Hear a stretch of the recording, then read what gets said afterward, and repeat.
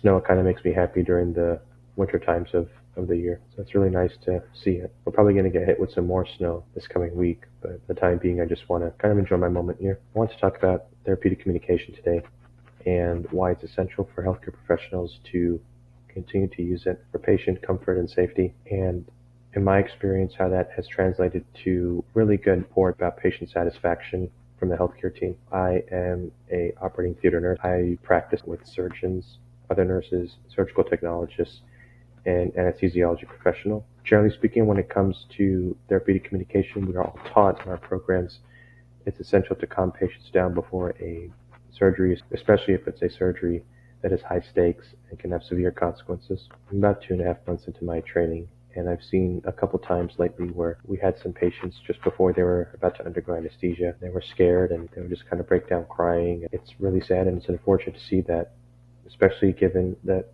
sometimes the staff in the operating theater, their priorities are different when it comes to setting equipment up, when it comes to looking at machines, monitors, running around the room. I've seen it countless times where I would just be the one in that situation trying to help the patient calm down, and all the other healthcare professionals are just focused on other tasks in the operating theater and not take those couple of precious moments to calm the patient down collectively, which I think would be better reassurance for them and give them a more positive outlook when it comes to surgical recovery. I've noticed that in the operating theater, nobody really does therapeutic communication.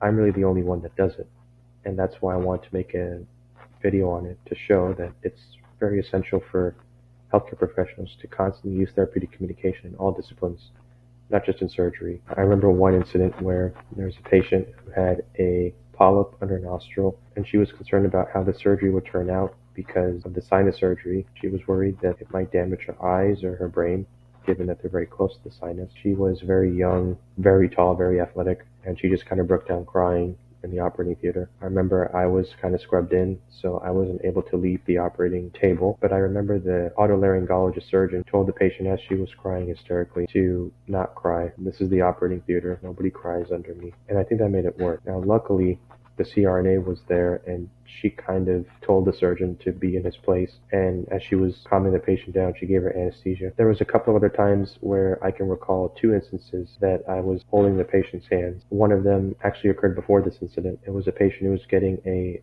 OBGYN surgery, and I think she was just crying for whatever reason. She didn't tell us, but I remember I was holding her hand and asking her open-ended questions and reassuring her that we're all there to take care of her. And luckily, the OBGYN surgeon was on the other side of the operating table holding her other hand, and she did find that very calming. I think it helped her get a sense that we're all in this together and we're all there to take care of her. The most recent one actually happened a couple of days ago, where we had a patient who had breast cancer, and I think she was just worried that she wasn't going to have her breast once they were going to be removed due to the cancer. And everybody was just setting things up. Everybody was going around in circles and pacing.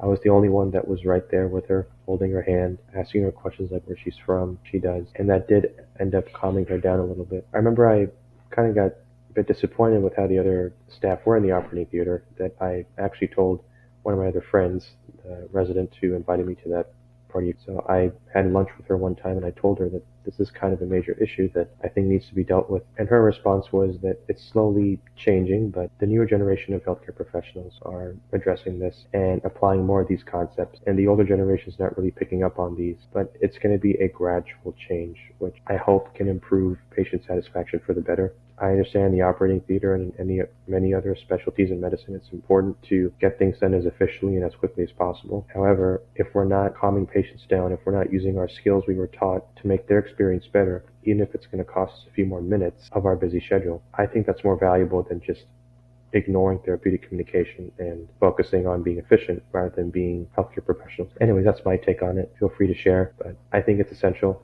and my hope is that in the future, other healthcare professions can start using this more often. Until next time, many thanks. Cheers.